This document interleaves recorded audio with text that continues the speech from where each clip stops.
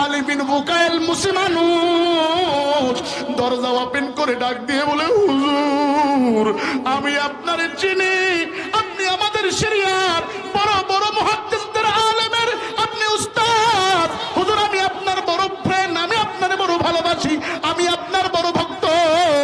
হুজুর আপনি আমি মুসির ঘরে কেন আসছেন? আমি আপনার কোথায় বসাবো? আমার তো ঘরের ভিতরে আপনাকে বসানোর মতো জায়গা নাই, আমি আপনারে কোথায় রাখবো?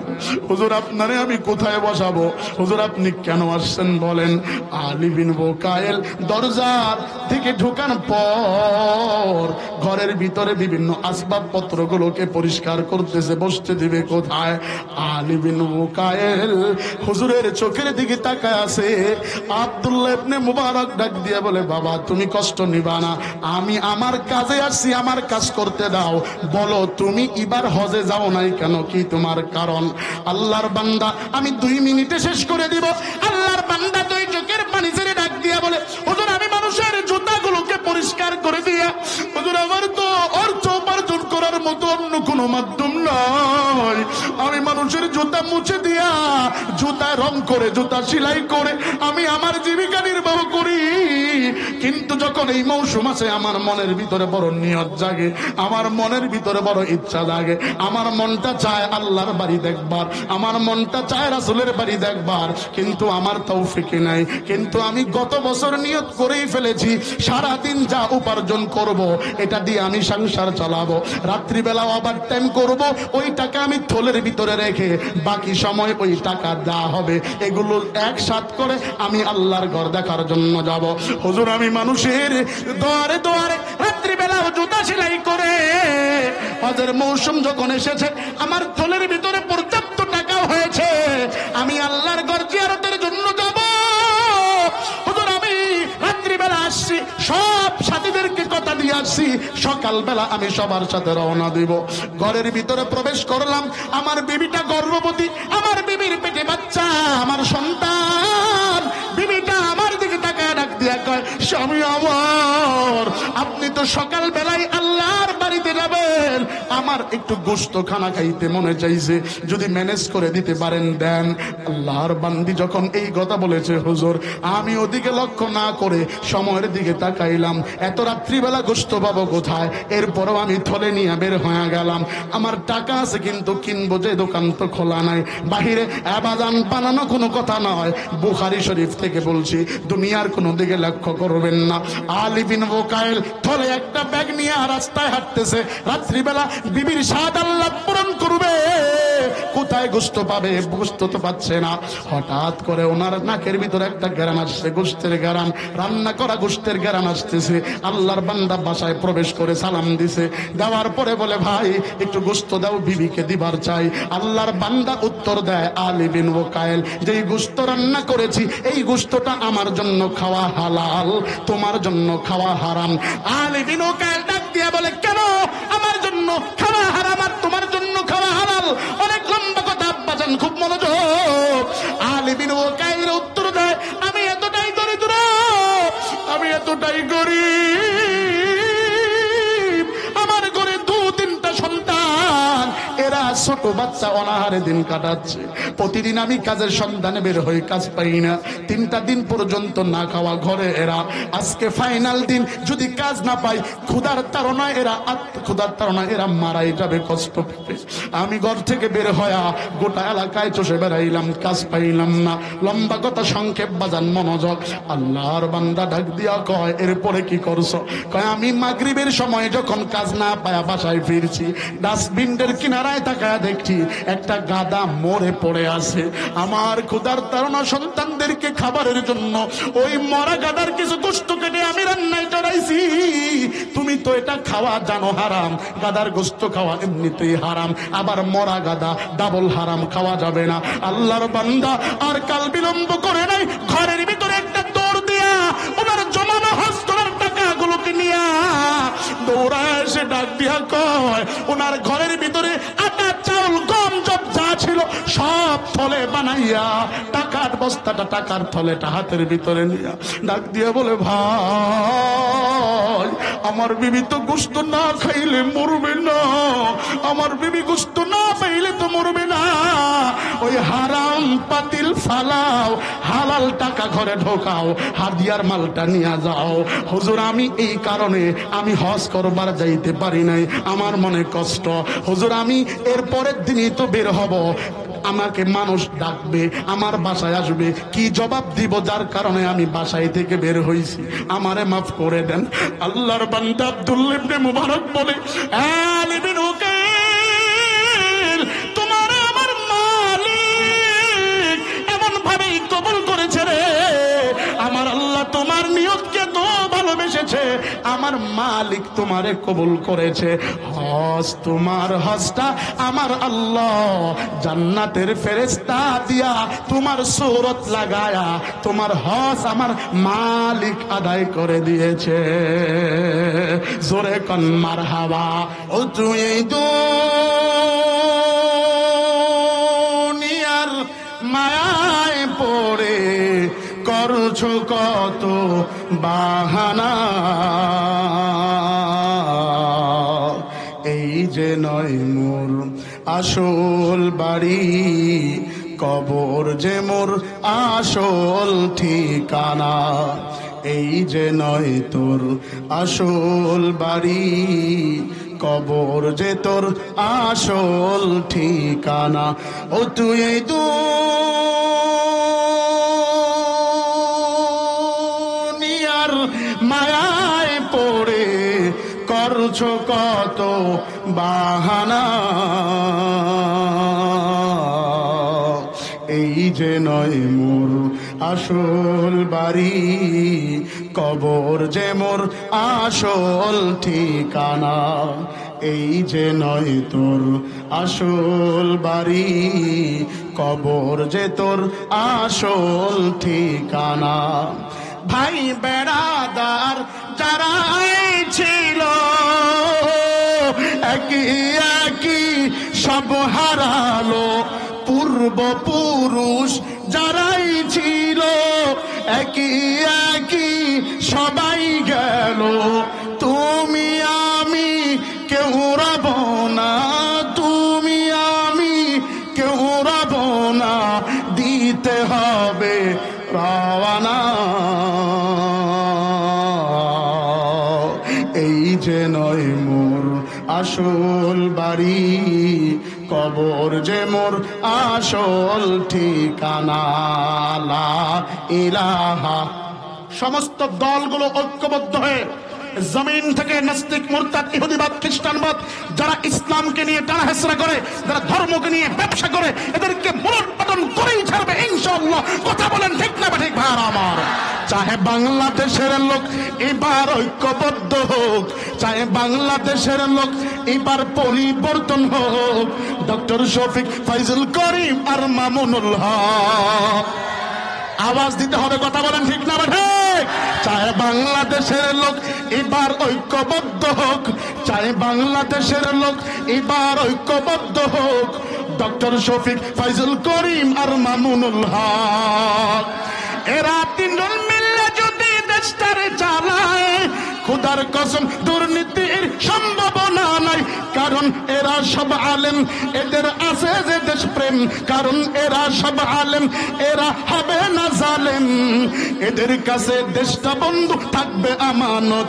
চাহে বাংলাদেশের লোক এবার পরিবর্তন হোক, চাহে বাংলাদেশের লোক এবার ঐক্যবদ্ধ হোক, ডক্টর শফিক, ফাইজুল করিম আর মামুনুল হক। আরো জোরে বলেন ঠিক না ভাই? ডক্টর শফিক, ফাইজুল করিম আর মামুনুল হক সবাই চাহে বাংলাদেশের লোক এবার ঐক্যবদ্ধ হোক। সবাই বলেন না, চাহে বাংলাদেশের লোক এবার ঐক্যবদ্ধ হোক, ডক্টর শফিক, ফাইজুল করিম আর মামুনুল হক, ডক্টর শফিক, ফাইজুল করিম আর মামুনুল হক এরা তিনজন মিলে যদি দেশটারে চালায়, খুদার কসম দুর্নীতির সম্ভাবনা নাই, কারণ এরা সব আলেম, এরা এদের আছে যে দেশপ্রেম, কারণ এরা সব আলেম, এরা হবে না জালেম।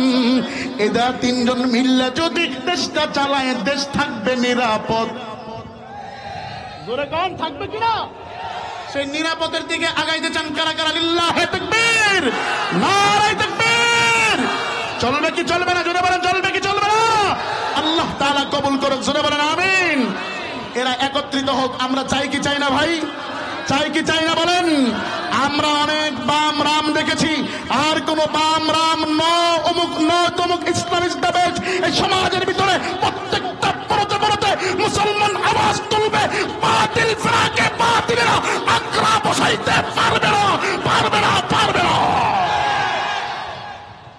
আপনারা কি মন খারাপ করছেন? জোরে বলেন, মন খারাপ করছেন? আমরা কোন দলের দালাল না, আমরা একমাত্র দালালি করি মদিনাওয়ালার। কথা বলেন ঠিক না বাঠে? আমাদের ভিতরে ইসলাম প্রেম আছে না নাই? আপনারা দেখেছেন লালমনিরহাটে দুই নাপিত আমার নবীকে নিয়ে কটূক্তি করেছে, সেখানে আমরা বাধা দেওয়ার কারণে রয়ের গ্রুপ আমাদেরকে ফোন দেয়, চাপ প্রয়োগ করেছে। সর্বশেষ ওদের একটাকে ছাইড়াই দিছে। যে দেশে 92% মুসলমান, সে দেশের নবী আমাদের কলিজা। কথা বলেন ঠিক না বাঠি? আমাদের নবীর বিপক্ষে কেউ স্লোগান তুলবে, এটা কি মেনে নেওয়া যায়? জোরে বলেন, মেনে নেওয়া যায়?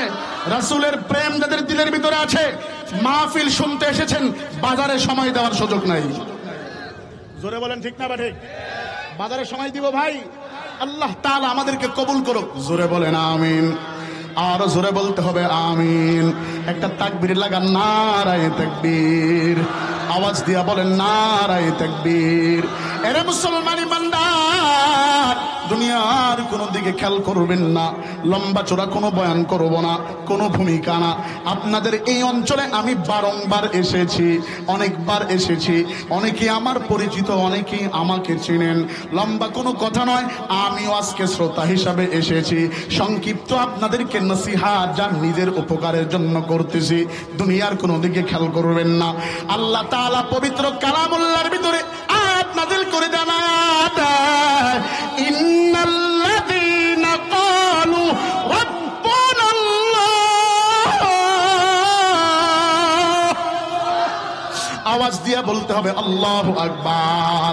আল্লাহ তাআলা জানায়া দেয়, যারা একমাত্র স্বীকার করবে আমার মালিক আল্লাহ, যারা বলবে আমার রব আল্লাহ, যারা স্বীকার করবে আমার প্রভু আল্লাহ, যারা বলবে আমি এক আল্লাহ বিশ্বাসী, দ্বিতীয় কোনো ইলাহ নাই, দ্বিতীয় কোনো প্রভু নাই, দ্বিতীয় কোনো মালিকের পায়ে আমি সিজদা করি না।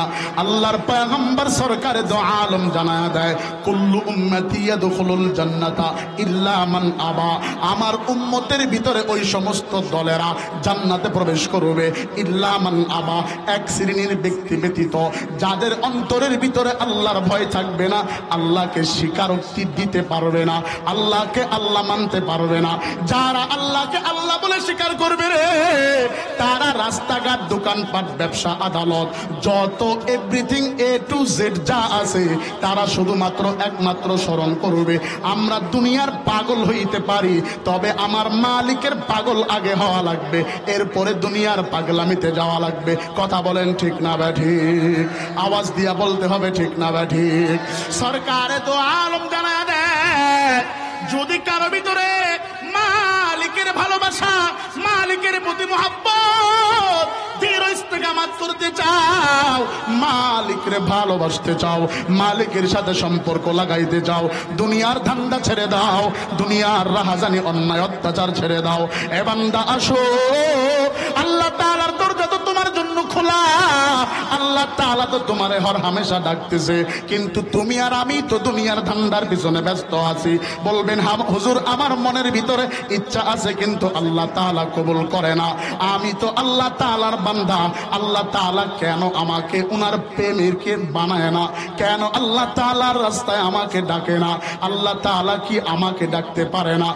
মুসলমান খুব মনোযোগ, আল্লাহ তাআলা তোমারে আমারে এভরিডে সকাল থেকে সন্ধ্যা পর্যন্ত আমার আল্লাহ 5 বার তোমারে আমারে ডাকে, সর্বশেষ আল্লাহ তাআলা 6 নম্বর বার তাহাজ্জুদের সময়ও ডাকে, কিন্তু তোমারে আমারে পাওয়া যায় না।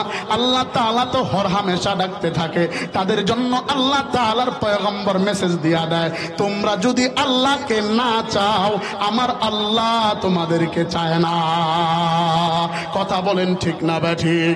এজন্য আল্লাহকে পাওয়ার জন্য নিজে মালিকের কাছে তওবা করা লাগবে, মালিকের কাছে যাওয়া লাগবে, আল্লাহর কাছে যাওয়া লাগবে।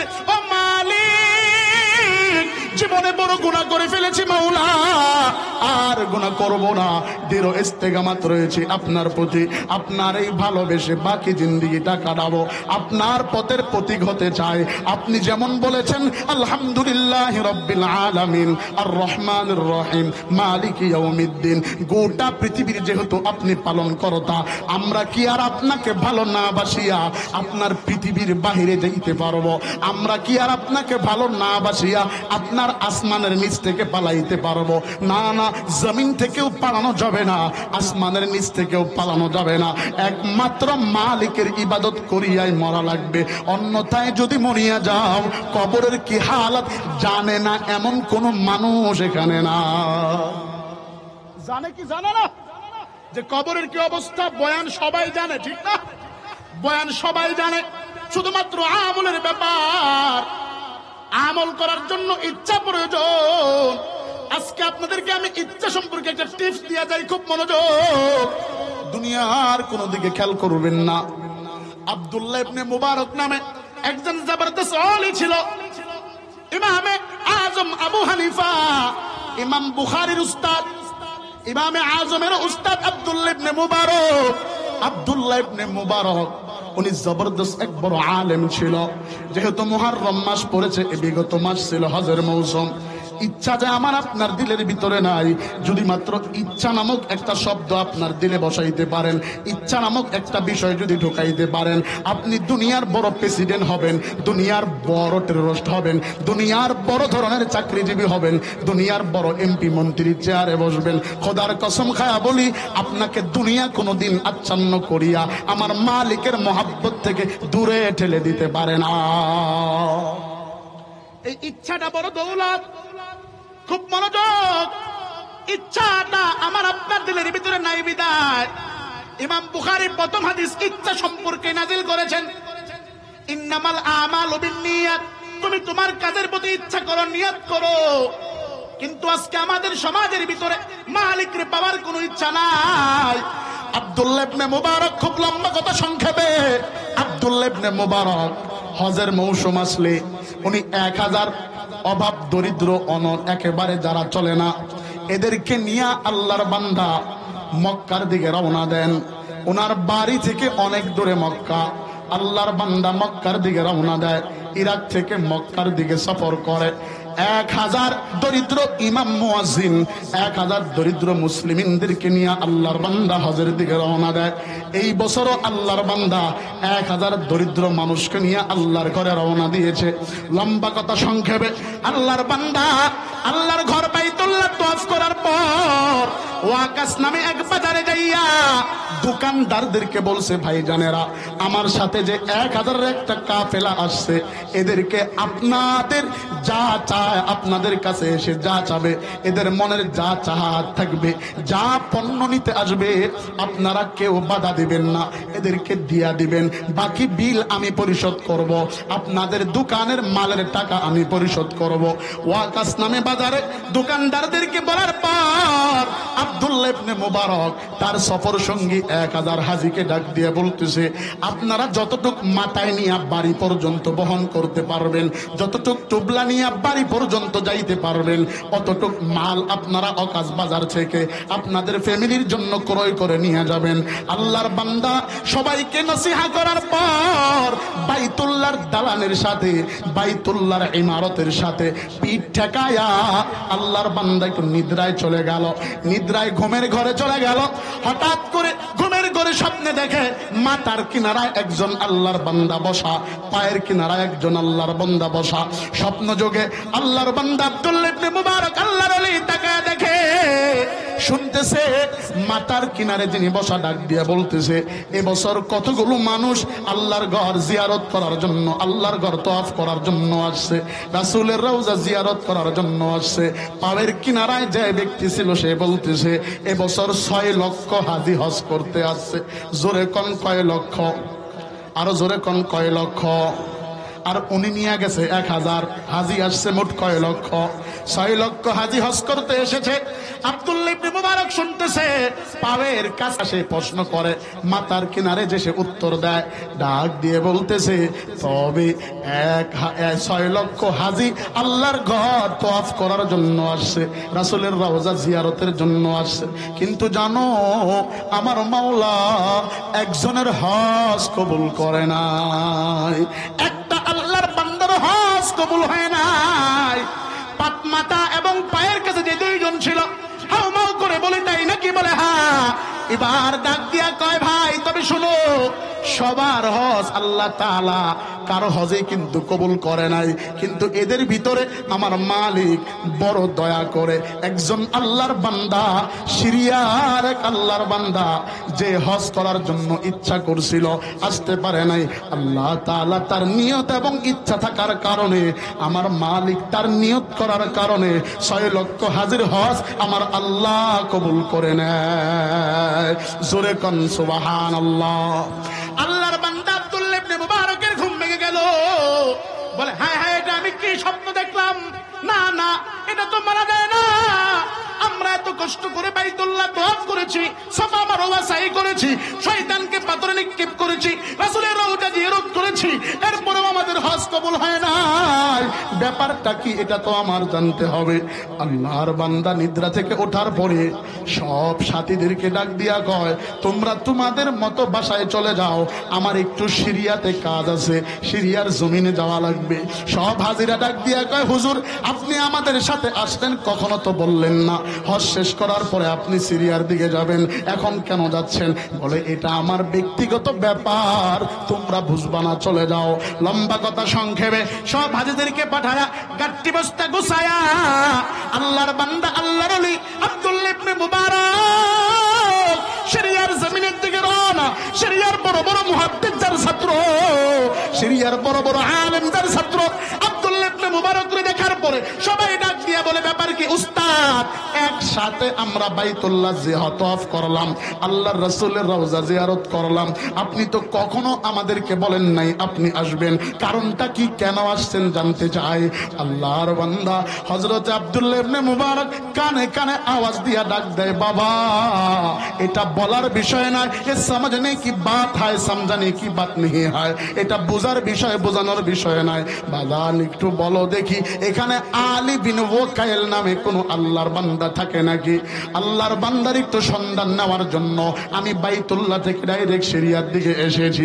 সমস্ত ছাত্ররা ডেকে বলে, হুজুর আমরা তো আলী বিন ওয়াকাইল নামে কাউরে চিনি না, সে তো আমাদের রাজ্যে কিংবা থাকে কিনা তাও জানি না। বলে, তাই নাকি? বলে হ্যাঁ। আল্লাহর বান্দা, আল্লাহর ওলি বুঝতে পেরেছে এখানে খুঁজে লাভ নাই, এলাকার গলিতে গলিতে, মহল্লায় মহল্লায় তালাশ করে আলী বিন ওয়াকাইল নামে একজন ব্যক্তিকে, যার উসিলায় আল্লাহ তাআলা 6 লক্ষ হাজির হজ কবুল করেছে। আল্লাহর বান্দা প্রত্যেকটা গলিতে যায়, সন্ধান পাচ্ছে না। এক পর্যায়ে উনি একটু কষ্ট পেয়ে এবার শেষ গলি দেখে বিদায় নিবে নিয়ত করে ঢুকলো। ঢোকার পরে তাকায় দেখে বড় একটা বৃক্ষর নিচে একজন আল্লাহর বান্দা মুরব্বী মানুষ বসা। আব্দুল্লাহ ইবনে মুবারক নরম সুরে যায় বলে, আব্বাজান আপনাদের এখানে আলী বিন ওয়াকাইল নামে কাউরে চিনেন, যে আপনাদের এই এলাকার বড় বুজুর্গ? আল্লাহর বান্দা মুরব্বী 2 চোখের পানি ছেড়ে ডাক দিয়ে বলে, বাজান আমি চিনি না, তবে আমাদের এই গ্রামের ভিতরে একজন আলী বিন ওয়াকাইল নামে থাকে, কিন্তু সে বড় বুজুর্গ, এটা আমি জানি না। সে আমাদের এলাকায় থাকে, আমাদের পায়ের জুতাটা পরিষ্কার করে দেয়, এলাকার পাদুকাগুলো সে তৈরি করে দেয়, এলাকার জুতাগুলো সে সেলাই করে দেয়। ওই যে একটা কুড়ে ঘর দেখতেছ, সেই কুটিরেই সেই আল্লাহর বান্দা থাকে। আল্লাহর বান্দা আব্দুল্লাহ ইবনে মুবারক 2 চোখের পানি ছেড়ে বলে, আমি পেয়েছি, আর প্রয়োজন নাই। একটা দৌড় দিয়া ঘরের কিনারায় দরজায় নক করে সালাম দেয়, আসসালামু আলাইকা আহলাল বাইত ঘরে আছো? আমি আব্দুল্লাহ ইবনে মুবারক। আব্দুল্লাহ ইবনে মুবারকের নাম শোনার পরে আলী বিন বুকাইল মুসিমানুস দরজা ওপেন করে ডাক দিয়ে বলে, হুজুর আমি আপনারে চিনি, আপনি আমাদের শরিয়ার বড় বড় মুহাদ্দিসদের আলেমের আপনি উস্তাদ। হুজুর আমি আপনার বড় ফ্রেন্ড, আমি আপনার বড় ভালোবাসি, আমি আপনার বড় ভক্ত। হুজুর আপনি আমি মুসির ঘরে কেন আসছেন? আমি আপনার কোথায় বসাবো? আমার তো ঘরের ভিতরে আপনাকে বসানোর মতো জায়গা নাই, আমি আপনারে কোথায় রাখবো? হুজুর আপনারে আমি কোথায় বসাবো? হুজুর আপনি কেন আসছেন বলেন? আলী বিন বুকাইল দরজার থেকে ঢোকার পর ঘরের ভিতরে বিভিন্ন আসবাবপত্রগুলোকে পরিষ্কার করতেছে, বসতে দিবে কোথায়? আলী বিন বুকাইল হুজুরের চোখের দিকে তাকায় আছে। আব্দুল্লাহ ইবনে মুবারক ডাক দিয়ে বলে, বাবা তুমি কষ্ট নিবা না, আমি আমার কাজে আসছি, আমার কাজ করতে দাও। বলো তুমি এবার হজে যাও নাই কেন? কি তোমার কারণ? আল্লাহর বান্দা আমি 2 মিনিটে শেষ করে দিব। আল্লাহর বান্দা 2 চোখের পানি ছেড়ে ডাক দিয়া বলে, হুজুর আমি মানুষের জুতাগুলোকে পরিষ্কার করে দিয়া, হুজুর আমার তো অর্থ উপার্জন করার মতো অন্য কোনো মাধ্যম নাই, আমি মানুষের জুতা মুছে দিয়া, জুতা রং করে, জুতা সেলাই করে আমি আমার জীবিকা নির্বাহ করি। কিন্তু যখন এই মৌসুম আছে আমার মনের ভিতরে বড় নিয়ত জাগে, আমার মনের ভিতরে বড় ইচ্ছা জাগে, আমার মনটা চায় আল্লাহর বাড়ি দেখবার, আমার মনটা চায় রাসূলের বাড়ি দেখবার, কিন্তু আমার তৌফিক নাই। কিন্তু আমি গত বছর নিয়ত করেই ফেলেছি সারাদিন যা উপার্জন করব এটা দিয়ে আমি সংসার চালাবো, রাত্রিবেলা ওভার টাইম করব, ওই টাকা আমি থলের ভিতরে রেখে বাকি সময় ওই টাকা দেওয়া হবে, এগুলো একসাথ করে আমি আল্লাহর ঘর দেখার জন্য যাব। হুজুর আমি মানুষের দুয়ারে দুয়ারে রাত্রিবেলা জুতা সেলাই করে, হজের মৌসুম যখন এসেছে আমার থলের ভিতরে পর্যাপ্ত টাকা হয়েছে, আমি আল্লাহর ঘর জিয়ারতের জন্য যাব। হুজুর আমি রাত্রিবেলা আসছি, সব সাথীদেরকে কথা দিয়ে আসছি, সকালবেলা আমি সবার সাথে রওনা দিব। ঘরের ভিতরে প্রবেশ করলাম, আমার বিবিটা গর্ভবতী, আমার বিবির পেটে বাচ্চা, আমার সন্তান। বিবিটা আমার দিকে তাকায় ডাক দিয়া কয়, স্বামী আমার আপনি তো সকাল বেলায় আল্লাহর বাড়িতে যাবেন, আমার একটু গোশত খানা খাইতে মনে চাইছে, যদি ম্যানেজ করে দিতে পারেন দেন। আল্লাহর বান্দি যখন এই কথা বলেছে হুজুর আমি ওদিকে লক্ষ্য না করে সময়ের দিকে তাকাইলাম, এত রাত্রিবেলা গোশত পাবো কোথায়? এরপরও আমি থলে নিয়ে বের হয়ে গেলাম। আমার টাকা আছে কিন্তু কিনবো যে দোকান তো খোলা নাই, বাহিরে আবাদান বানানো কোনো কথা নয়, বুখারী শরীফ থেকে বলছি, দুনিয়ার কোনো দিকে লক্ষ্য করবেন না। আলী বিন বুকাইল থলে একটা ব্যাগ নিয়ে রাস্তায় হাঁটতেছে, রাত্রিবেলা বিবির স্বাদ আল্লাহ পূরণ করবে, কোথায় গোশত পাবে? গোশত তো পাচ্ছে না। হঠাৎ করে ওনার নাকের ভিতরে একটা গ্রাম আসছে, গোশতের গ্রাম, রান্না করা গোশতের গ্রাম আসতেছে। আল্লাহর বান্দা বাসায় প্রবেশ করে সালাম দিছে, দেওয়ার পরে বলে, ভাই একটু গোশত দাও, বিবিকে দিবার চাই। আল্লাহর বান্দা উত্তর দেয়, আলী বিন বুকাইল যেই গোশত রান্না করেছি এই গোশতটা আমার জন্য খাওয়া হালাল, তোমার জন্য খাওয়া হারাম। আলী বিন বুকাইল ডাক দিয়া বলে, কেন আমার জন্য খাওয়া হারাম আর তোমার জন্য খাওয়া হালাল? অনেক লম্বা কথা আব্বাজান, খুব মনোযোগ। আলী বিন বুকাইল উত্তর দেয়, আমি এতটাই দরিদ্র, আমি এতটাই গরিব, আমার ঘরে 2-3টা সন্তান, এরা ছোট বাচ্চা অনাহারে দিন কাটাচ্ছে, প্রতিদিন আমি কাজের সন্ধানে বের হয়ে কাজ পাই না, 3টা দিন পর্যন্ত না খাওয়া ঘরে এরা, আজকে ফাইনাল দিন, যদি কাজ না পাই ক্ষুধার তাড়নায় এরা মারাই যাবে কষ্ট পেতে। আমি ঘর থেকে বের হয়ে গোটা এলাকায় চষে বেড়াইলাম, কাজ পাইলাম না। লম্বা কথা সংক্ষেপ বাজান, মনোযোগ। আল্লাহর বান্দা ডাক দিয়া কয়, এরপরে কি করছো? কয়, আমি মাগরিবের সময় যখন কাজ না পায়া বাসায় ফিরছি, ডাস্টবিনের কিনারায় তাকায় দেখছি একটা গাদা মরে পড়ে আছে। আমার ক্ষুধার তাড়না সন্তানদেরকে খাবারের জন্য ওই মরা গাদার কিছু গোশত কেটে আমি রান্নায় চড়াইছি। তুমি তো এটা খাওয়া জানো হারাম, গাদার গোশত খাওয়া এমনিতেই হারাম, আবার মরা গাদা ডাবল হারাম, খাওয়া যাবে না। আল্লাহর বান্দা আর কাল বিলম্ব করে নাই, ঘরের ভিতরে একটা দৌড় দিয়া ওনার জমানো হজ করার টাকাগুলোকে নিয়া দৌড়ায় এসে ডাক দিয়া কয়, ওনার ঘরের ভিতরে আটা চাউল গম জব যা ছিল সব থলে বানাইয়া টাকার বস্তাটা টাকার থলেটা হাতের ভিতরে নিয়ে ডাক দিয়ে বলে, ভাই আমার বিবি তো গোশত না খাইলে মরবে না, আমার বিবি গোশত না পাইলে তো মরবে না, ওই হারাম পাতিল ফালাও, হালাল টাকা ঘরে ঢোকাও, হাদিয়ার মালটা নিয়ে যাও। হুজুর আমি এই কারণে আমি হজ করবার যাইতে পারি নাই, আমার মনে কষ্ট। হুজুর আমি এর পরের দিনই তো বের হব, আমাকে মানুষ ডাকবে, আমার বাসায় আসবে, কি জবাব দিব, যার কারণে আমি বাসায় থেকে বের হইছি, আমারে মাফ করে দেন। আল্লাহর বান্দা আব্দুল্লাহ ইবনে মুবারক বলে, আলী বিন উকাইল তোমার আমার মালিক এমন ভাবেই কবুল করেছে রে, আমার আল্লাহ তোমার নিয়তকে তো ভালোবেসেছে, আমার মালিক তোমারে কবুল করেছে। হজ তোমার হজটা আমার আল্লাহ জান্নাতের ফেরেশতা দিয়া তোমার সূরত লাগায়া তোমার হজ আমার মালিক আদায় করে দিয়েছে। জোরে কোন মারহাবা। এজন্যই বললাম যদি আমার আপনার ইচ্ছা থাকে কবুল করেন কে? আওয়াজ দিয়ে বলেন কে? ওই মালিকের জন্য, ওই দিনের জন্য, ইসলামের জন্য নিজে সর্বদাই ইচ্ছা করে রাখবেন, নিয়ত করে রাখবেন, সর্বদাই দিনের জন্য নিয়ত রাখবেন। আল্লাহ চাহে তো মুসিকে যদি হজ না করাইয়াও, হজে না গিয়াও যদি হজ কবুল হয়ে যায়, আমি আর আপনি তো মুসি না, এত নিম্ন শ্রেণীর মানুষ না, নিয়ত থাকলে কবুল করবেন কে? আরো জোরে বলেন কে? নাসরুম মিনাল্লাহি ফাতহুম করিব ওয়াবাশশিরিল মুমিনিন। যে কয়েক মিনিট নষ্ট করেছি, ভুল ত্রুটি ক্ষমা চেয়ে সকলের কাছ থেকে মাফ চেয়ে বিদায় নিচ্ছি। ভালো থাকবেন, সুস্থ থাকবেন। ওমা আলাইনা